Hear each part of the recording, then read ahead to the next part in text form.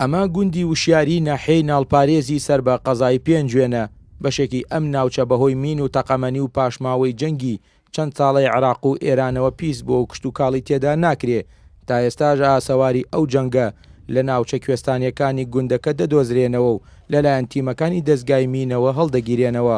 ئامانج عوسمان یەکێکە لەو هاوڵاتیانەی کە بەهۆی مینەوە قاچێکی لەدەست داوە دەڵێ چەندین جار هەڵمەتی پاکردنەوەی مین و تەقەمەنی لە ناوچەکەیان بەڕێوە چووە، بەڵام هێشتا زۆر شوێنی پیسبوو لە مین و تەقەمەنی ماونەتەوە. باز لەوەش دەکات تا ئێستا چەندین هاوڵاتی گوندەکەیان بەهۆی مین و تەقەمەنیەوە بوونەتە قوربانی. ڕۆژانەی شوانم لەم ناوچەیە ئیتر بەهۆیەوە کە حیوانداری ئێمە ڕۆژانە چینە ناومینەوە مەجبورین.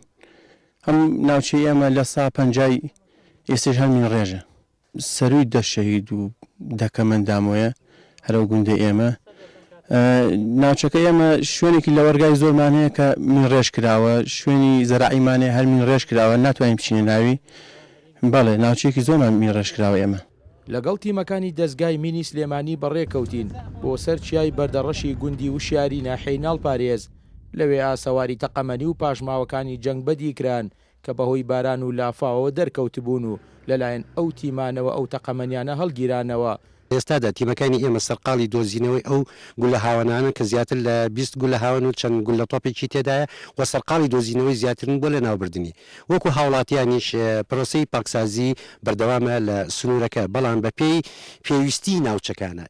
بەهۆی جەنگی چەند ساڵەی عێراق و ئێرانەوە تا ئێستاژ ئاساوارەکانی جەنگ و پاشماوەی تەقەمەنی و مینی چێنراو لە سنووری قەزای پێنجوێن و ناحێ و گوندەکانی دەدۆزرێنەوە.